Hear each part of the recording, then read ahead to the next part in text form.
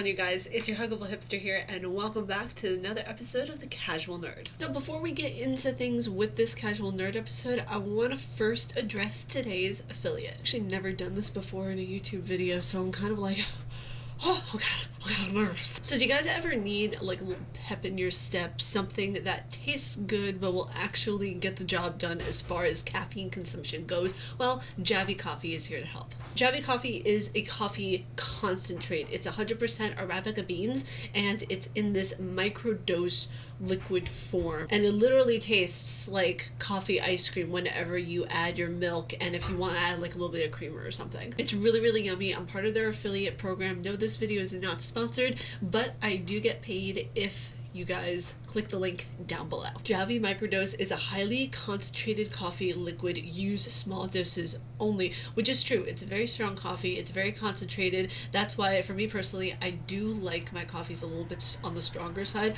So in today's coffee, for example, I put three teaspoons in. It's just so good. I can't. It just tastes like coffee ice cream. It's just delicious. And also a little disclaimer, they did send me this bottle for free, and this bottle is good for 30 cups of coffee, which I think is actually really cool. So thanks again, Javi Coffee, for sending me this. You guys will never hear the end of me talking about this brand, okay? I will not shut up about them. So let's get on to today's videos. Oh gosh, I keep bumping into things. So you guys, let's get into some gaming news. We have a lot of articles to cover. I'm very excited about that. I told you these episodes were going to be a little bit longer. So first up in gaming news, as you guys can see by the header, Nintendo plans upgraded Switch replacement as soon as September. Which, I mean, you know, it's fine. I just got the Animal Crossing's version of the Switch, so I'm happy over here in my little corner of the universe. I am one of those people that will buy the same game from multiple platforms, but if I have, like, identical pieces of hardware, I won't get the same exact hardware. But Ariel, you legit just got another Switch. What? It's not actually the same. The Switch Lite you cannot hook up to the TV. The actual beefier Switch, you can. I wanted to, you know, save the trolls a little bit of time. I got there early. So it states here in the article that we have right in front of us over here, Nintendo plans to begin assembly of its new Switch as soon as July and release the upgraded replacement for a 4-year-old game console in September or October, people familiar with the matter said. The console, likely to be priced higher than the $299 original, may be announced ahead of E3 conference starting June 12th to allow publishers to showcase their full range of Switch games at the global event.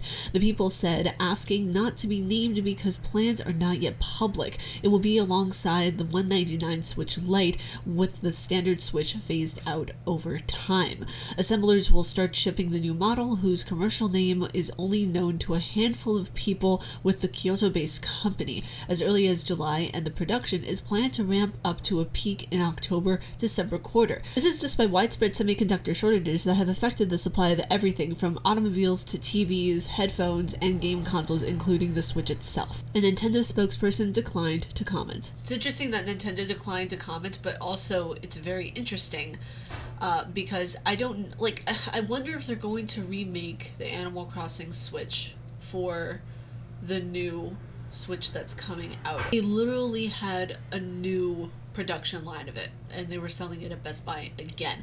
So I think this is only exclusive to the regular Switch. By the way, just a heads up, if you hear things going on in the background, there's some construction going on, so sorry about that. So next up in gaming news, we have a little bit of RDR2 funness. As you guys can see by the title, it states here that Red Dead Redemption 2 is now playable in VR thanks to the creator of the best GTA V VR mode. This must have been an opinion piece because it says thanks to the creator of the best GTA V VR mod. I said mode before. Shut up. Now, it states here in the article, the creator of the real GTA 5 VR mod has just released a VR support mod for Red Dead Redemption 2. Accessible via modder Luke Ross's Patreon page, the mod is currently in early access and will continue to receive more improvements over time. Judging by the footage above, courtesy of Upload VR, it looks pretty damn good, and the whole game is playable in either first or third person perspective. Ross explains in his Patreon that building VR support for Red Dead Redemption 2 required ground-up approach. The code for his GTA 5 mod could not serve as a base for this project. The game is much more advanced than GTA 5 from a technical point of view, Ross explained. And the graphics API it supports, Vulkan and DX12, are similarly more complex than DX11, on which GTA 5 was based. I had to create a whole new framework for VR injection because everything I had built for GTA 5 mod was now useless and needed rewriting from scratch. The mod is a result of 6 months of full-time work, hence the move to Patreon. You'll need to become a Patreon to access the mod at the moment. Ross has ambitions to add VR support to Cyberpunk 2077, Horizon Zero Dawn, and Assassin's Creed Valhalla as well, which Patrons will gain access to if and when they're released. I think this is awesome. Like, kudos and hats off to this guy who's literally a fan of the games, and he is modding all of them so we can have VR. Like, I think that's really thoroughly impressive. I think just kudos to him. Like, he's just doing some really stand-up work. And it's really difficult because you have to recode everything. You have to make everything like seamless. Like, it has to be like a good flow with the game, or else it's going to be clunky and a mess. And he's taking his time, he's doing it the right way, and I feel like this isn't something where, you know, he's just looking to make money like a lot of modders do. I feel like this is genuinely something of where he loves the craft and he loves to just mod. And, you know, I'm assuming that, but that's what it looks like to me. So kudos. I'm really happy about that. So it states over here in the header that bad news for Xbox Game Pass subscribers. Good thing I'm not a Game Pass subscriber over here. Now it states here in the article, when EA Play joined Xbox Game Pass, gamers discovered a clever pricing loophole. It was possible suddenly to save a ton of money on Microsoft's premier subscription service, Game Pass Ultimate. The service, after a trial period, costs $15 per month and includes Game Pass, xCloud streaming, as well as Xbox Live Gold. In other words, it's a pretty good deal. Enterprise gamers were able to make it an even better deal. The trick was simple. You could redeem 1 year of EA Play for 4 months of Game Pass Ultimate. Since 1 year of EA Play just costs $30, you could essentially get Game Pass Ultimate for half price, cutting the monthly subscription rate to just $7.50. That's a hell of a deal considering all gamers from Microsoft, EA, Bethesda, and tons of other developers and publishers, both great and small, the cloud streaming and Xbox Live Gold online service. I love loopholes. I love the fact that people find these loopholes and they're creating really clever ways to get around the system, but hence the system is smarter than y'all. So you guys are gonna get nipped in the butt so fast trying to do all them crazy dang loopholes. Kids nowadays, huh? I think it's really cool. I mean, you know, all jokes aside, I think it's really interesting that people just want to save money and do it their own way, which it's childish, but you know, it's creative. What do you guys think? Let me know down in the comments below. Would you rather pay full price for Xbox Game Pass Live Gold, or would you guys rather do the loophole thing where it's essentially $7.50 a month? Let me know down in the comments below your thoughts. Let's do it. So for the next article, Days Gone actor complains that journalists don't finish games. In the subheader, it continues on by stating that Days Gone voice actor Sam Witwer says that some of the game's negative reviews can be blamed on reviews that don't properly experience it, which I completely agree with. You guys know, as a game reviewer, I finish all the games I play. If I can't get the game, I don't review it until the game is accessible to me. That's just how it works. That's why I didn't review Death Stranding when people were asking me to, because I didn't have the game until it went on PC. It states here in the article that during a recent Reddit AMA, Days Gone voice actor Sam Witwer, who portrayed Deacon St. John, blamed some of the game's negative reviews on journalists that didn't finish the game. You're asking me about the review. That's not quite the audience, Witwer said. I read a review today from a website publication that will remain nameless. In it, the horde mechanic, the show-stopping centerpiece of the game, it wasn't mentioned once. Not once. There were other tells, but it was pretty clear that the reviewer played the game several hours and then wrote his review. He did not complete it. Witwer goes into saying that the slow burn nature of Days Gone means that this type of game that may not lend itself to game reviews, and what he presumes to be the nature of the video review industry. It was always meant to be a slow burn game and story, Witwer says. For better or for worse, it was designed for you to take your time. The best story beats and best gameplay happen much later in the game, and it's clear that the the nature of game reviews and the slow burn philosophy of game development are not compatible. These journalists rush in, they do not take their time, and do not play the game on the terms that the game presents, because it is their job to put out an article on a deadline. I think it's not only too bad, but misleading to actual audience members who would like to read an actual review of what we actually did. Completely agree with this. And it's it's funny to see these so-called game journalists who have to go for the crunch. And it's not, in essence, all their fault. They do have a publication that they need to keep a certain deadline to. They can't really go at their pace because of that said deadline. Which it sucks, it really, really honestly sucks, because whenever you think about it, a game is meant to be enjoyed. You're meant to take your time with it. That's why whenever I see people finish a game in a night, I'm like, slow down, okay? Just breathe. Just breathe. So, as a journalist who is speaking on some journalists' behalf, I apologize to the fact that there are crappy reviews out there. It's not meant to be like that, but it is what it is right now at this point because of the deadlines that a lot of journalists have to keep. And like I said, it is unfortunate because whenever you're playing through a game, you're supposed to be able to enjoy that area, the map, the whole experience of the game. And slow burn games like Days Gone are meant to be enjoyed at a slower pace. They're meant to actually take you through a scenario. Now, I haven't played the game Days Gone. I've seen a lot about it. It looks so good. I can't wait to play it.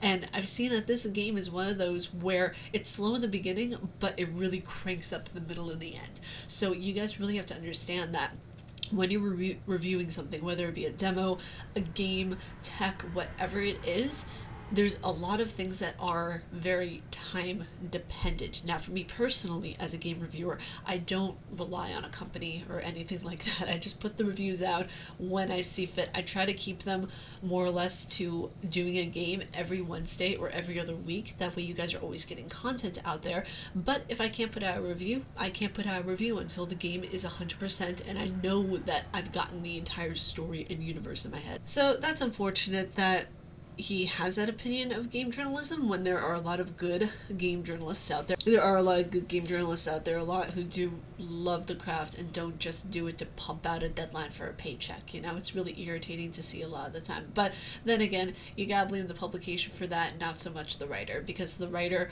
most likely would not be in this industry if he or she or they were not totally invested in the gaming industry. So in the next article, it states here in the header that there is a rumor that Genshin Impact for the Switch reportedly delayed due to weaker hardware, but will likely arrive sometime this year. So going into this, when I first read this article, I was like, okay, interesting, and you guys will see why. The popular free-to-play action RPG Genshin Impact was confirmed for the Nintendo Switch last January, so what's the latest? According to Genshin Report, a Twitter account focused exclusively on the coverage of Genshin Impact news and leaks, the Nintendo version of the game should finally be arriving at some point this year, despite supposed issues with weaker hardware. In the follow-up tweet, it suggests that the game might get pushed back even further and could end up being a Switch Pro exclusive, a newer model Switch that has been rumored for a while now.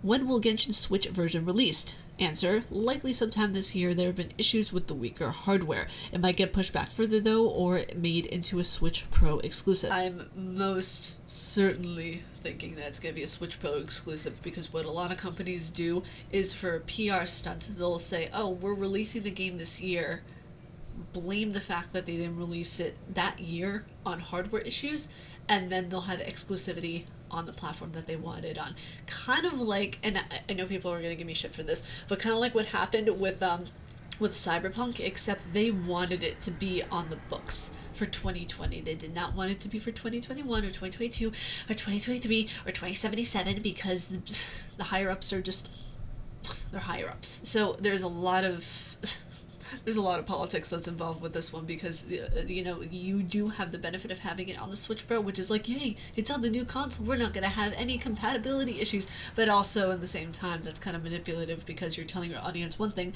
and then doing another. So there is your sign. So next up in gaming news, we have Unreal Engine 5 demo is a massive 100 gigabytes. And they ask you how you are, and you just have to say that you're fine when you're not really fine, but you just can't get into it because they would never understand. So it states here in the article that it's no secret game install sizes have been growing steadily over the years, but for next generation games, we may need a whole lot more storage space if we want to keep up. The Unreal Engine 5 welcome video treated us to a demo of a bunch of cool features set to come with the early 2022 launch, but development tools and stunning vistas like those shown come at a heavy cost. The storage is one of those areas that's going to be beaten down the hardest. Game install sizes already take the mickey with some real mighty storage hogs around, and just the demo sample project for UE5 Valley of the Ancient is 100 gigabytes alone. That's not including 10 gigabytes for the engine itself. You see, the thing is that the engine isn't that bad. The engine itself is only 10 gigabytes. It's just all the assets and the thingamabobs and the watsits and the whosits and everything that you need in order to make the freaking game. That's what's taking up all of the stomach of the computer, okay? It's 10 gigabytes for the main thing. That's it. That's the entire thing. That's the entire if it were just the base program, it wouldn't be that bad. But everything added onto it, that's a big issue. Not issue, but that's the chunk. That's the molasses. And lastly, in gaming news, you guys stuck with me this far? Good, I'm glad. Uncharted 4 is coming to PC, according to Sony report. I'm so happy right now. Sony is putting so many of their games out on PC. Excuse me while I cry. Okay, we have Horizon Zero Dawn, which I have on my Steam. We have Death Stranding, which I have on my Steam. And then soon I will have Uncharted 4 on my Steam as well. I'm so excited. But you guys, that is it for me for this episode of The Casual Nerd. If you guys like my face and what I do, please be sure to subscribe. Hit the bell down below because I make videos every Monday, Wednesday, Friday, and Saturday. And if you guys want to try out a Javi coffee, please be sure to hit up the link. It'll be at the very top of the description so you guys don't miss it.